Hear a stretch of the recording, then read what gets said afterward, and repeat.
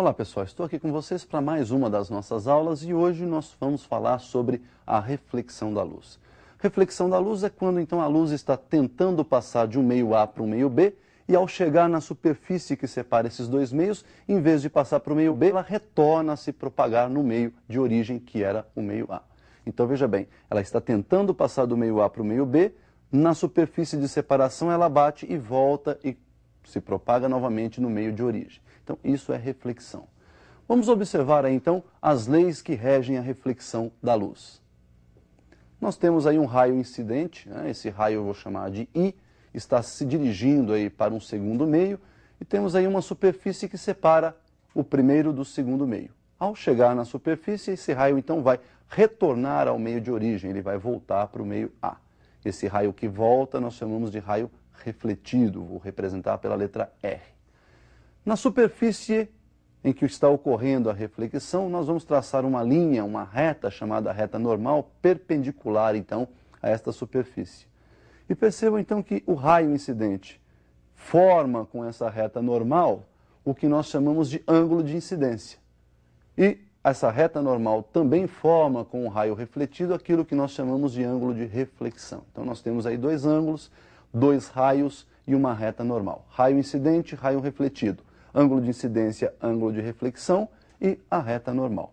A primeira lei diz que o raio incidente, o raio refletido e a reta normal, ao plano de separação dos meios, são coplanares, ou seja, pertencem a um mesmo plano. Já a segunda lei diz que os ângulos de incidência e de reflexão são exatamente iguais. Para que serve a reflexão no nosso dia a dia? Nós temos dois tipos de reflexão. Uma que proporciona a visão de tudo aquilo que está ao nosso redor, então proporciona a visão dos objetos, e aquela reflexão que te proporciona a visualização de imagens, a formação de imagens. Vamos observar então esses dois tipos de reflexão. Nós temos aí a primeira reflexão que é chamada de especular. Especular vem de espelhos, né? Quando você tem uma superfície totalmente polida, totalmente lisa, sem nenhuma irregularidade, sem nenhuma aspereza, sem nenhuma rugosidade, os raios incidem nessa superfície e voltam, né, para o meio de origem. Mas olha que particularidade ocorre nessa reflexão. Se nós emitirmos para esta superfície alguns raios paralelos, ao tocar a superfície eles também vão refletir paralelos e, obviamente, obedecendo às duas leis que nós vimos anteriormente. Eles incidem com ângulo de incidência I, refletem com ângulo de reflexão R, onde os ângulos de incidência e os ângulos de reflexão são exatamente iguais. E, obviamente, os raios são todos coplanares junto aí às suas retas normais. O segundo tipo é a difusa, que é aquela que proporciona a visão, então, de todos os objetos. Essa difusa ocorre quando a superfície apresenta irregularidades. Você pode perceber, então, que mesmo emitindo raios paralelos, quando eles tocarem essa superfície que é irregular, eles vão sofrer reflexões em diversas direções. Ou seja, a luz ao bater nessa superfície, ela se espalha e um raio toma direção diferente de outro e assim por diante. Nós vamos nessa aula de hoje analisar aí os espelhos. Nós vamos estudar primeiro os espelhos planos e depois os espelhos esféricos. Como seria a formação de uma imagem num espelho plano? Vamos observar então aí o nosso espelho plano. Então nós temos aí um objeto próximo a um espelho, esse objeto produz uma reflexão difusa e emite então luz em todas as direções e nós vamos tomar alguns raios para observar aí a sua reflexão no espelho. Tomando dois raios, eles vão sofrer a reflexão, percebam então que por incidirem com ângulos diferentes, eles refletem também com ângulos diferentes, e o cruzamento do prolongamento desses dois raios forma lá atrás do espelho a imagem daquele objeto.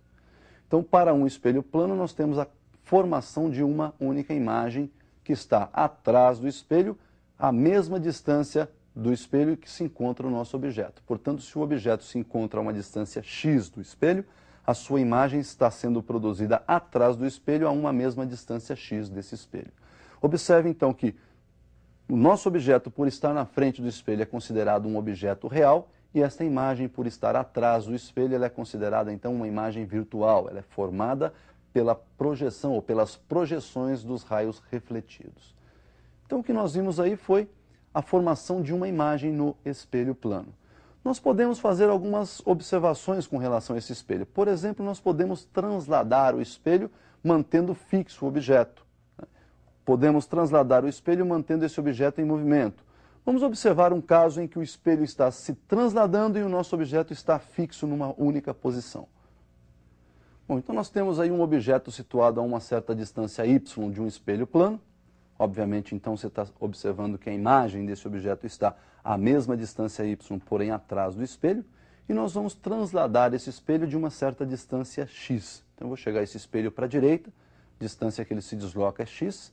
E agora nós podemos observar que a nova distância entre objeto e espelho é y mais x. Por sua vez, conforme nós temos um aumento entre distância de objeto e espelho, a imagem também sofre um afastamento. E a nova distância entre imagem e espelho agora também é y mais x. Então veja que a sua nova imagem se deslocou em relação à primeira imagem. E essa distância deslocada nós vamos chamar de z. E podemos observar pela figura que se somarmos y mais z, nós temos a distância entre o objeto e a nova posição da imagem, a nova imagem. Por outro lado, se somarmos y mais x mais y mais x, também temos essa distância. Então, nós podemos fazer aí uma igualdade, y mais z igual a y mais x mais x. Bom, juntando ali os y do lado esquerdo, eu tenho 2y mais z. Juntando y e x do lado direito, eu tenho 2y mais 2x. Então, subtraindo 2y dos dois lados da equação, nós temos 2y mais z menos 2y igual 2y mais 2x menos 2y. Resolvendo, então, essa relação matemática, nós temos que z igual a 2 vezes x. Bom, como vocês observaram, o nosso espelho transladou de uma distância x e a imagem transladou de 2 vezes x. Então, se o espelho translada de uma distância x, a imagem translada o dobro dessa distância, o dobro de x. Isso aí, então, é uma relação bastante importante, a translação de espelhos. Uma outra observação é quando nós podemos associar esses espelhos planos. Observe, então, a relação de associação de espelhos planos. Nós temos aí dois espelhos associados, um voltado para o outro, né? Encostamos um no outro, e eles estão formando aí um ângulo alfa. Se colocarmos um objeto aí entre os espelhos, esse objeto vai emitir luz para os dois espelhos, vão ocorrer aí algumas reflexões e nós vamos ter a formação de algumas imagens. Esse número de imagens pode ser determinado pela expressão número de imagens igual a 360 sobre alfa menos 1. Bom, pessoal, o que nós vimos aí então se aplica aos espelhos planos. Mas no seu vestibular vai cair lá um tipo de espelho também bastante importante, que são os espelhos esféricos, né? Então nós vamos também analisar os espelhos esféricos. O que seria um espelho esférico? Imagine uma esferinha, onde você vai lá e corta essa esferinha no meio. Essa esferinha é oca, uma das partes você tem lá um polimento interno, você tem uma parte côncava refletindo, e nós vamos chamar isso de espelho côncavo. A outra metade você faz um polimento externo, de modo que a face externa seja uma face refletora especular. Daí então nós vamos ter o chamado espelho convexo. Então vamos observar isso aí num visual, como fica a representação desses espelhos esféricos côncavo e convexo. Olha lá então, como eu disse a vocês, aquela calota esférica, quando é feita polimento interno, reflexão interna, nós temos aí o chamado espelho côncavo. E do outro lado nós temos um polimento externo, na outra parte da esfera, nós temos lá o chamado espelho convexo. Representação desses espelhos está ali, ó, essa quase reta, com as extremidades curvas, né? E esses tracinhos que a gente coloca lá em cima, perto da parte curva, é para representar que a face do lado esquerdo é uma face rústica, não refletora especular. Portanto, ele reflete a luz especularmente por dentro da curvatura. Já o segundo, que é a representação aí do espelho convexo, esses tracinhos estão dentro da curva, significando então que por dentro a reflexão é difusa e que por fora a reflexão é especular. Muito bem, pessoal. Esses espelhos eles formam algumas imagens interessantes, né? Nós vamos então observar o que acontece com os raios. Esse estudo foi feito por Gauss, raios de luz que chegam a esse espelho, como é que eles se refletem, né? E nós temos aí os chamados raios paraxiais, que são aqueles raios bem próximos ao eixo principal desse espelho, e observar a formação das imagens. Então, observem primeiro aí o que nós chamamos de raios notáveis no espelho. Nós temos aí três raios importantes e vamos fazer já uma associação entre os dois espelhos. Se você tem lá no seu espelhinho, né, o eixo principal é aquele eixo que passa pelo centro do espelho, vai até o vértice do espelho é o vértice da esfera de onde ele foi tirado. Então nós temos aí um eixo que passa pelo centro e pelo vértice, e no ponto médio do segmento CV, entre o centro e o vértice, nós temos o chamado foco do espelho. Se você emite um raio paralelo a esse eixo principal para qualquer um dos dois espelhos, este raio vai bater lá no seu espelho e vai refletir passando pelo foco. Então olha lá, para o espelho côncavo, paralelo reflete e volta pelo foco. Já no espelho convexo, por ter foco virtual, ele vai bater ali e vai refletir na direção do foco. Portanto, se você prolongar esse raio refletido, o prolongamento dele vai cruzar o foco lá atrás. Então esse raio é bastante importante. O segundo raio é o inverso desse, né? Se o paralelo refletiu na direção do foco, todo raio que for incidente passando pelo foco vai refletir paralelo ao eixo principal. Isso também acontece aí para os dois espelhos. E por outro lado, se você tem um espelho onde a incidência é no próprio vértice, incidiu no vértice, vai refletir com o mesmo ângulo. Esses ângulos, então, formado entre raio incidente e eixo principal e raio refletido e eixo principal. Também se aplica aos dois espelhos. Bom, pessoal, esses raios notáveis eles são usados na construção das imagens. Nós vamos ver um exemplo de construção de imagens e vamos aí determinar as equações estabelecidas por Gauss aí para o espelho. Equação de Gauss para relacionar as coordenadas de posição de objeto, imagem e do foco do espelho, e ainda uma relação de ampliação, para saber se a imagem foi ampliada, se ela foi reduzida ou se ela permaneceu do mesmo tamanho do objeto. Então observem na tela. Então nós temos aí um objeto diante de um espelho, olha lá, vou traçar um raio daqueles que nós vimos, notável, saindo da extremidade superior do objeto, tocando o espelho, portanto paralelo ao eixo, e refletindo na direção do foco. Um segundo raio saindo do mesmo ponto na direção do foco vai refletir paralelamente ao eixo principal. Nós temos então o cruzamento desses dois raios, a formação da nossa imagem.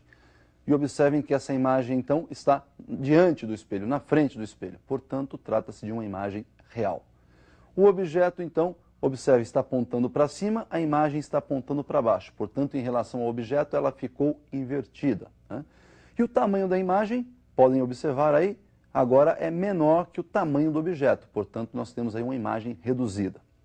Então Gauss estabeleceu a seguinte relação, né? O inverso da distância focal igual ao somatório dos inversos das abscissas do objeto e da imagem. 1 sobre f igual 1 sobre p mais 1 sobre p'. Uma outra relação importante é da ampliação, para você determinar se essa imagem foi ampliada ou se ela foi reduzida, ou até mesmo se ela permaneceu do mesmo tamanho do objeto. Ampliação igual a I sobre O. Esta ampliação também pode ser chamada de aumento transversal linear. Bom, esse aumento também, ou esta ampliação, pode ser dada por menos P' sobre P. Este menos P' sobre P aparece de uma relação de triângulos lá na construção de imagens, né?